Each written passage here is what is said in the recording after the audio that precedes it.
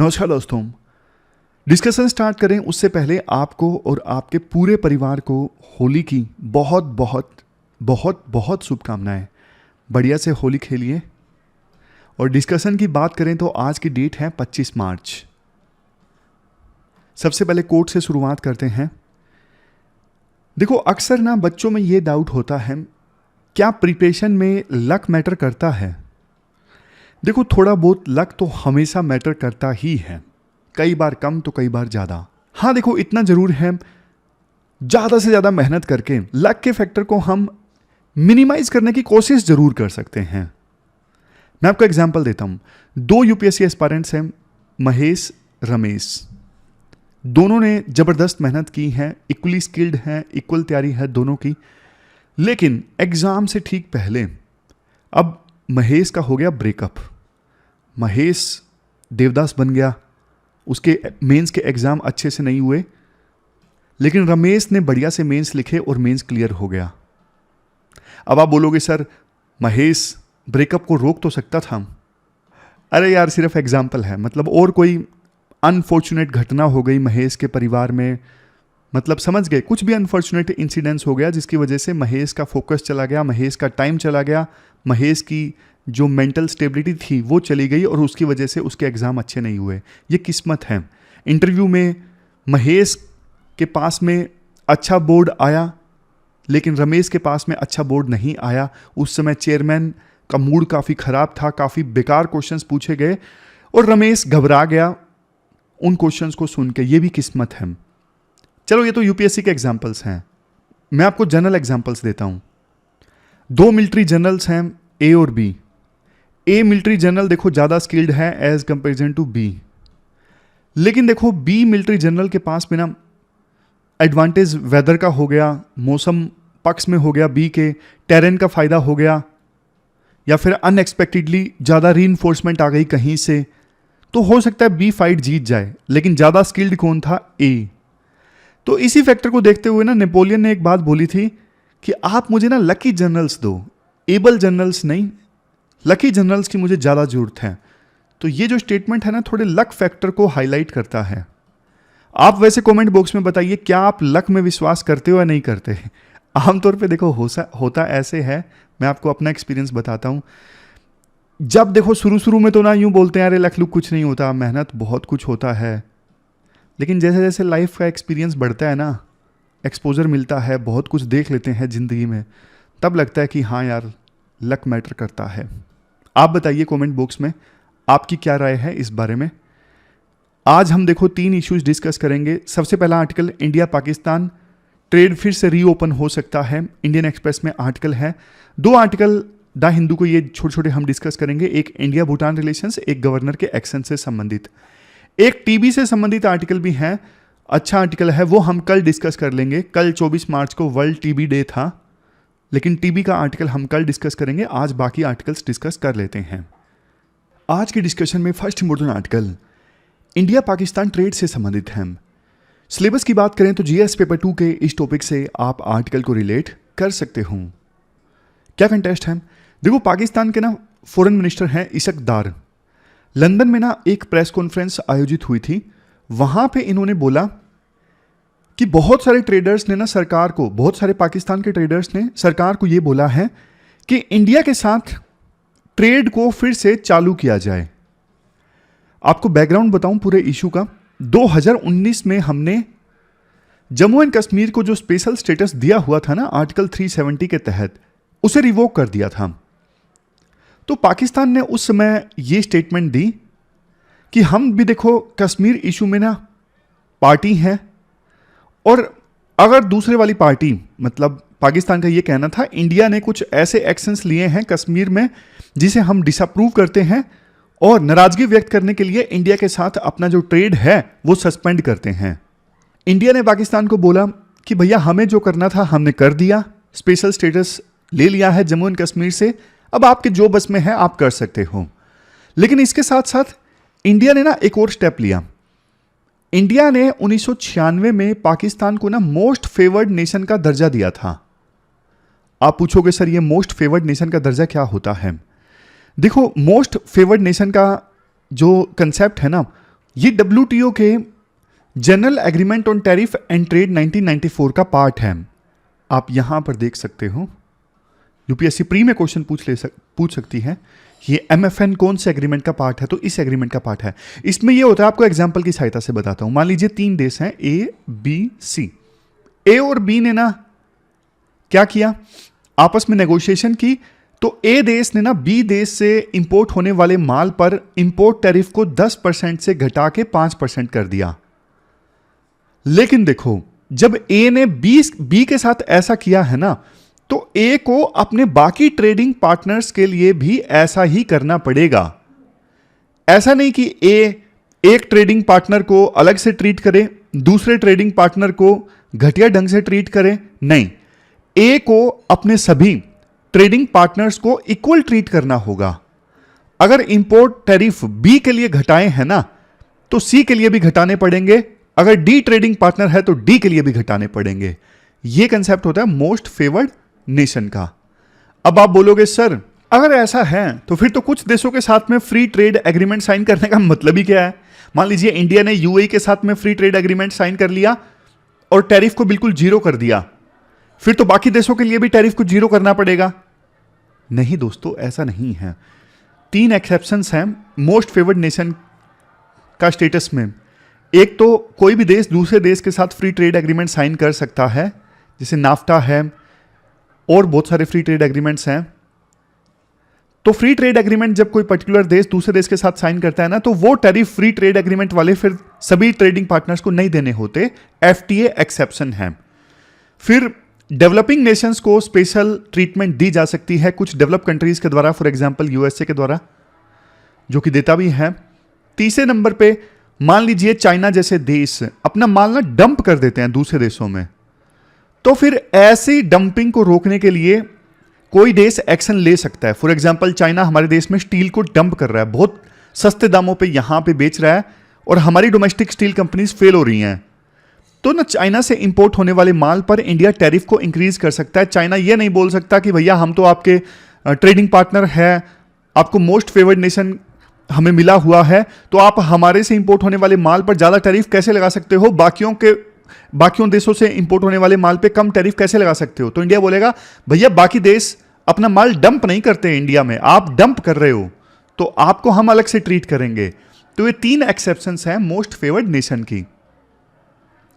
अब फिर से आते हैं पॉइंट पे। कंसेप्ट आपने समझ लिया कि ना इंडिया ने 1996 में पाकिस्तान को मोस्ट फेवर्ड नेशन का दर्जा दिया था और बदले में पाकिस्तान ने हमें नहीं दिया था। लेकिन बावजूद इसके पाकिस्तान जो इंडिया से सामान इंपोर्ट करता था ना, वो सिर्फ 138 प्रोडक्ट्स ही इंपोर्ट करता था।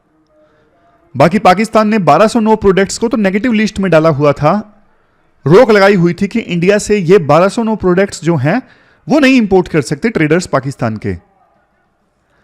तो जब तक देखो ट्रेड बंद नहीं हुआ था इंडिया और पाकिस्तान के बीच में, ट्रेड कितना होता था, बहुत ज्यादा तो नहीं, देखो $2.29 बिलियन का ट्रेड हुआ था इंडिया पाकिस्तान के बीच में फाइनेंशियल ईयर 2017 में, और इस ट्रेड में इंडिया का सरप्लस था।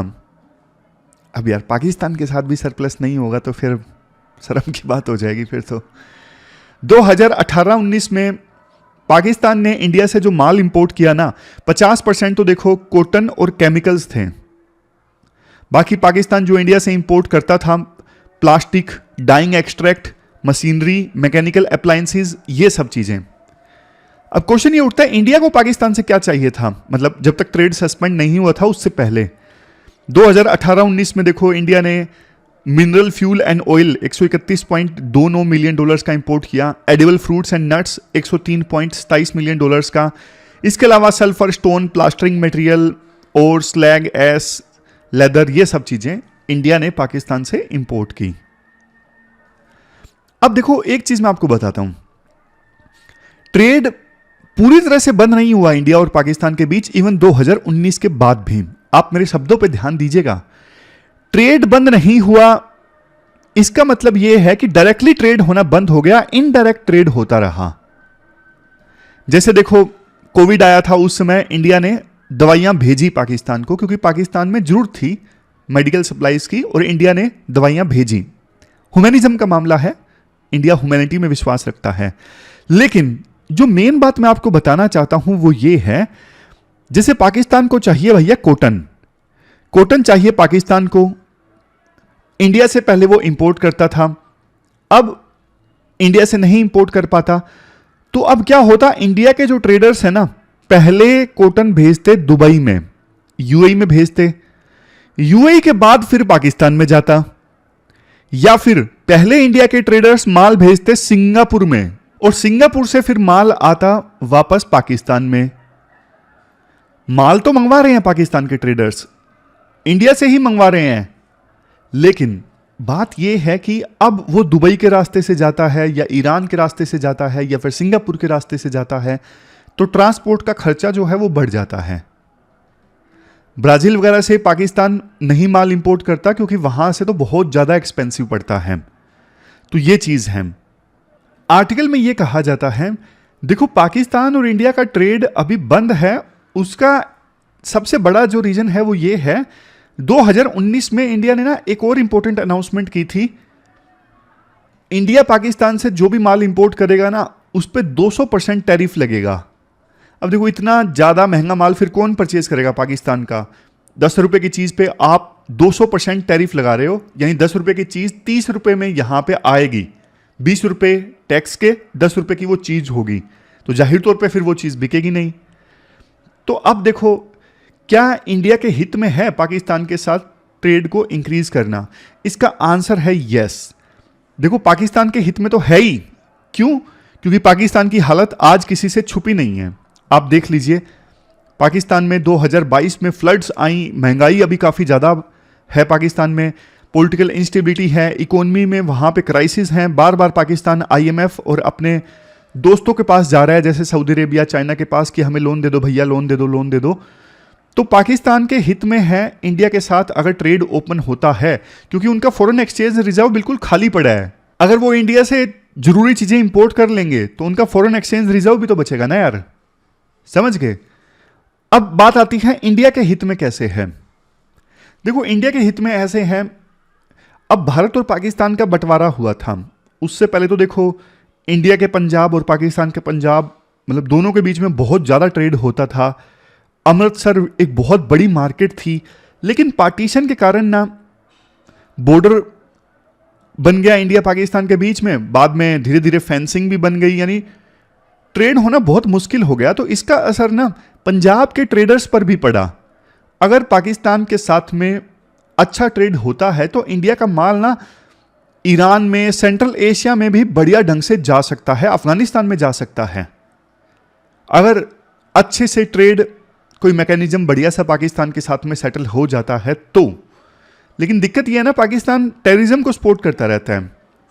और एक और चीज पाकिस्तान के साथ में ये है, वैसे 2021 में भी पाकिस्तान की जो इकोनॉमिक एडवाइजरी काउंसिल है ना, इन्होंने ये बोला था कि हाँ इंडिया के साथ ट्रेड चालू कर दीजिए, लेकिन उस समय पाकिस्तान के प्रधानमंत्री इमरान खान ने ना यू टर्न ले लिया और बोला कि नहीं, अभी हम जब तक इंडिया स्पेशल स्टेटस रिस्टोर नहीं करेगा जम्मू एंड कश्मीर का, हम ट्रेड नहीं स्टार्ट करेंगे। अब देखो पाकिस्तान को भी पता है स्पेशल स्टेटस रिस्टोर करना नामुमकिन है, मतलब एक तिनके से भी गुंजाइश नहीं है, नामुमकिन है। तो अब देखना यह होगा कि पाकिस्तान की सरकार वास्तव में इंडिया के साथ ट्रेड चालू कर पाएगी या फिर से कुछ लोगों के दबाव में आके, जो कश्मीर इशू को बार बार भुनाते हैं, पाकिस्तान की सरकार पे प्रेशर डालते हैं, उनके दबाव में आके पाकिस्तान की सरकार जो है वो घुटने टेक देगी। तो ये पूरा आर्टिकल हमने डिस्कस किया इंडिया पाकिस्तान ट्रेड से संबंधित। चलते हैं आगे। इसके बाद नेक्स्ट आर्टिकल गवर्नर के एक्शन से संबंधित है। आप ना सिलेबस में जीएस पेपर सेकंड के इस टॉपिक से आर्टिकल को रिलेट कर सकते हो। पहले ना आप पूरा मामला समझिए। तमिलनाडु में ना एक विधायक थे, डीएमके पार्टी के सीनियर लीडर के पुनमुडी, इनको ना मद्रास हाईकोर्ट ने ना करप्शन के एक मामले में सजा सुनाई। अब आपको पता है रिप्रेजेंटेशन ऑफ पीपल एक्ट, अगर किसी भी एमएलए या एमपी को ना 2 साल से ज्यादा की सजा मिलती है ना कोर्ट के द्वारा, तो उसी समय उनकी सदस्यता चली जाएगी, उसी समय उनकी जो मेंबरशिप है एमएलए या एमपी की चली जाएगी। ऐसा ही हुआ। के पोनमुडी की मेंबरशिप चली गई, उनको अपने पद से रिजाइन करना पड़ा। लेकिन ना ये चले गए सुप्रीम कोर्ट में। सुप्रीम कोर्ट ने ना सुनवाई करके इनके कन्विक्शन पे स्टे लगा दिया कि जब तक देखो फाइनल फैसला हम आपके कन्विक्शन पे नहीं देते थे तब तक आपके कन्विक्शन पे स्टे रहेगा। अब कायदे से देखो कानूनी तौर पे होता ऐसा है कि जब भी एमपी या एमएलए के कन्विक्शन पे स्टे लगता है ना तो फिर उसकी सदस्यता वापस आ जाती है। स्टेट असेंबली या फिर पार्लियामेंट कन्विक्शन पे स्टे लगने के बाद उस एमपी या एमएलए की जिसकी सदस्यता गई है उसे रीस्टोर कर देता है। तो इस केस में भी ऐसा ही हुआ। के पोनमुडी की एमएलए की सदस्यता को रीस्टोर कर दिया गया स्टेट असेंबली के द्वारा। लेकिन एक दिक्कत आ गई। गवर्नर जो थे ना तमिलनाडु के, उन्होंने इनको ना मंत्री पद की शपथ दिलवाने से इनकार कर दिया। उन्होंने बोला नहीं, मैं नहीं दिलवाऊंगा मंत्री पद की शपथ। यह कॉन्स्टिट्यूशनल मोरालिटी के अगेंस्ट है, क्योंकि आपकी कन्विक्शन पे ना अभी सिर्फ स्टे लगा है। ऐसा नहीं है कि आप बरी हो गए हो। कन्विक्शन जो की थी मद्रास हाईकोर्ट ने वो अभी भी एग्जिस्टेंट है, लेकिन स्टे लग गया है उस पे। तो इसलिए मैं आपको मंत्री पद की शपथ नहीं दिलवा सकता। तो ना इसके खिलाफ के पोनमुडी और तमिलनाडु की सरकार चली गई सुप्रीम कोर्ट में कि देखो ये क्या कर रहे हैं गवर्नर। तो ना अब सुप्रीम कोर्ट ने ना गवर्नर को जबरदस्त लताड़ा है। सुप्रीम कोर्ट ने गवर्नर को बोला कि भैया आप समझते क्यों नहीं हो, रूटीन में ऐसा होता है कि कन्विक्शन पर जब भी स्टे लगता है तो पार्लियामेंट और स्टेट असेंबली फिर से एमपी या एमएलए की सदस्यता को जब रिस्टोर कर देते हैं तो जाहिर तौर पे उनको फिर मंत्री भी बनाया जा सकता है। तो आप क्यों रोक रहे हो? आपको किसने कहा कि मंत्री पद की शपथ मैं नहीं दिलवाऊंगा कॉन्स्टिट्यूशनल मोरालिटी के आधार पर? आप लीगैलिटी और कॉन्स्टिट्यूशनल मोरालिटी में कंफ्यूजन क्रिएट कर रहे हो। कोई कानून रोक नहीं सकता। इनकी कन्विक्शन पर जब स्टे लग गया है तो मिस्टर पोनमुडी को मंत्री बनाने पर कोई भी रोक नहीं हो सकती, लेकिन आप खामखा के आर्गुमेंट्स क्रिएट करके इनको रोक रहे हो। तो फिर सुप्रीम कोर्ट ने देखो डांट लगाई, तो गवर्नर ने फिर शपथ दिलवा दी इनको, के पोनमुडी को। लेकिन देखो राइटर ये कहना चाहते हैं, इससे पहले भी डीएमके की जो सरकार है गवर्नर के फैसले के अगेंस्ट सुप्रीम कोर्ट में गई थी। कुछ बिल्स तमिलनाडु की स्टेट असेंबली से पास हो गए थे, लेकिन काफ़ी समय से पेंडिंग थे गवर्नर के पास में। गवर्नर उन पे साइन नहीं कर रहे थे। तो डीएमके की सरकार चली गई सुप्रीम कोर्ट में कि देखो इतने साल हो गए, इतने महीने हो गए, ये साइन ही नहीं कर रहे हैं बिल्स को, जबकि स्टेट असेंबली से पास हो चुके हैं। तो सुप्रीम कोर्ट ने उस समय भी डांटा था कि आप क्यों रोक रहे हो, क्या करना है आपको। तो फिर उन्होंने जल्दी से बिल साइन कर दिए थे। राइटर ये कहना चाहते हैं कि देखो जहाँ जहाँ पे अपोजिशन की गवर्नमेंट्स है ना, वहाँ वहाँ पे गवर्नर एक्टिव पॉलिटिशियन का रोल प्ले कर रहे हैं, ऐसा लगता है। चाहे वो पश्चिम बंगाल हो, केरल हो, जहाँ जहाँ पे अपोजिशन की सरकारें हैं वहाँ वहाँ पे गवर्नर जो है वो हाइपर एक्टिव हैं। देखो सुप्रीम कोर्ट के द्वारा इतना डांट लगाना, अब कायदे से तो सेंट्रल गवर्नमेंट को गवर्नर रिप्लेस कर देना चाहिए था। इतना होने के बाद तो सेंट्रल गवर्नमेंट ने फिर भी गवर्नर रिप्लेस नहीं किया। तो राइटर, थोड़ा पॉलिटिक्स वाली बात है, काम आने वाली हमारी है नहीं। तो राइटर कहते हैं कि देखो ये पॉलिटिकल अपॉइंटी हैं, अलग पर्पज के साथ में सेंट्रल गवर्नमेंट ने इन्हें अपॉइंट किया है, इसलिए फर्क नहीं पड़ता कि कोर्ट कितनी भी डांट लगाए, इसलिए सेंट्रल गवर्नमेंट इनको रिप्लेस नहीं कर रहा है गवर्नर्स को। जबकि सुप्रीम कोर्ट के इतना डांट लगाने के बाद में तो कायदे से अभी तक सेंट्रल गवर्नमेंट को गवर्नर को रिप्लेस कर देना चाहिए था। तो ये पूरा आर्टिकल हमने डिस्कस किया गवर्नर के एक्शन से संबंधित। अब देखो लास्ट आज का आर्टिकल जो है वो इंडिया भूटान रिलेशंस से संबंधित है। आप जीएस पेपर सेकंड के इस टॉपिक से आर्टिकल को रिलेट कर सकते हो। देखो पिछले हफ्ते ना प्रधानमंत्री मोदी भूटान की यात्रा पर गए और उससे एक हफ्ते पहले ही भूटान के प्रधानमंत्री भारत की यात्रा पर आए थे और लंबी डिस्कशंस उस समय हुई थी। तो देखो बहुत सारे एक्सपर्ट्स ने क्वेश्चन भी रेज किया कि जब एक हफ्ते पहले भूटान के प्रधानमंत्री आए ही हैं तो एक हफ्ते बाद भारत के प्रधानमंत्री की भूटान यात्रा का क्या औचित्य, क्या लॉजिक। तो राइटर ये कहते हैं देखो बात तो सही है, मतलब एक तरफ देखें कि मॉडल कोड ऑफ कंडक्ट लग चुका है। मॉडल कोड ऑफ कंडक्ट में आमतौर पे प्रधानमंत्री विदेश की यात्रा करते नहीं हैं। दूसरा, प्रधानमंत्री ने टाइम निकाला, वो भी एक अलग चीज़ है। क्योंकि चुनाव प्रचार में बिजी हो जाते हैं आमतौर पे पॉलिटिकल लीडर्स जब इलेक्शन का टाइम होता है। और ये जो अनाउंसमेंट है कि भारत भूटान की जो मदद करता है 5 ईयर प्लान में, उसे दुगना कर दिया गया है। ये देखो बाद में भी की जा सकती थी, इलेक्शन जीतने के बाद में। और भूटान ने अपने हाईएस्ट सिविलियन अवार्ड दिया है प्रधानमंत्री मोदी को। इसका अनाउंसमेंट तो देखो पहले ही हो गया था, 2021 के आसपास इसका अनाउंसमेंट हो गया था। ये देखो, तो क्वेश्चन उठता है कि इस क्रिटिकल समय में भारत के प्रधानमंत्री मोदी भूटान की यात्रा पर क्यों गए। तो राइटर कहते हैं सबसे इंपॉर्टेंट है मैसेजिंग। इंटरनेशनल रिलेशंस में मैसेजिंग की इंपॉर्टेंस काफ़ी ज़्यादा है। इस क्रिटिकल समय पे भारत के प्रधानमंत्री का भूटान में जाना 3 मैसेज सेंड करता है। सबसे पहले भूटान का एक एम्बिशियस प्रोजेक्ट है ना, जो हमने डिस्कस किया था, गैलेफू माइंडफुलनेस सिटी, जो भूटान बनाना चाहता है और इसके लिए भूटान को भारत की सपोर्ट चाहिए। तो इंडिया ने कमिटमेंट दी है भूटान को कि इस सिटी को डेवलप करने के लिए हम आपके साथ हैं, मतलब हम आपको असिस्टेंस देंगे, फाइनेंशियल सपोर्ट देंगे। ये पहला मैसेज इंडिया ने भूटान को सेंड किया। दूसरा मैसेज, भूटान देखो इंडिया के इंफ्रास्ट्रक्चर इनिशिएटिव्स का इंटीग्रल पार्ट है, चाहे वो रोड है, रेल है, इंटीग्रेटेड चेक पॉइंट्स हैं, एनर्जी एक्सचेंज है, मतलब भूटान को ग्रिड से जोड़ना ताकि भूटान की बिजली दूसरे देशों में भी जा सके, फॉर एग्जांपल बांग्लादेश में। मतलब इंडिया भूटान का इंफ्रास्ट्रक्चर डेवलप करवाने में कोई कसर नहीं छोड़ेगा। ये दूसरा मैसेज। तीसरा देखो, इंडिया को ये चीज़ पता है कि भूटान की ना अभी चाइना के साथ एंगेजमेंट बढ़ी है, बाउंड्री एग्रीमेंट भी उनका जल्द साइन हो सकता है। लेकिन देखो इंडिया नहीं चाहता कि भूटान बीजिंग को बिल्कुल भी स्पेस दे। अभी के लिए भूटान चाइना को स्पेस नहीं दे रहा है, मतलब बॉर्डर पे बाउंड्री एग्रीमेंट के अलावा ट्रेड संबंधित, इन्वेस्टमेंट संबंधित जो बातचीत है भूटान की अभी चाइना के साथ में नहीं हुई है। जैसे देखो चाइना हमारे दूसरे पड़ोसी देशों में इन्फ्लुएंस जमा चुका है, जैसे श्रीलंका में, पाकिस्तान में, नेपाल में। भूटान में चाइना का इन्फ्लुएंस नहीं है। बाउंड्री को सेटल डाउन करने के लिए बातचीत जरूर चल रही है, लेकिन इसके अलावा कुछ नहीं। तो इंडिया ये चाहता है कि यार कम से कम भूटान चाइना के ग्रुप में नहीं जाना चाहिए किसी भी कीमत पे। तो इसलिए तीसरा इंपॉर्टेंट मैसेज इंडिया ने भेजने की कोशिश की है कि आपको डरने की आवश्यकता नहीं है, आपका ट्रेड जो है हमारे साथ ज़्यादा होगा, हमारे जो पड़ोसी देश हैं उनके साथ में आपकी कनेक्टिविटी हम करवाएंगे और आपको डेवलप करवाने में हम कोई कसर नहीं छोड़ेंगे। ये इंडिया ने मैसेज देने की कोशिश की है। इवन बाउंड्री सेटल डाउन करने के लिए ना चाइना बहुत तरह के प्रलोभन दे रहा है, कैरेट एंड स्टिक की पॉलिसी अपना रहा है भूटान के साथ में बॉर्डर सेटल डाउन करने के लिए।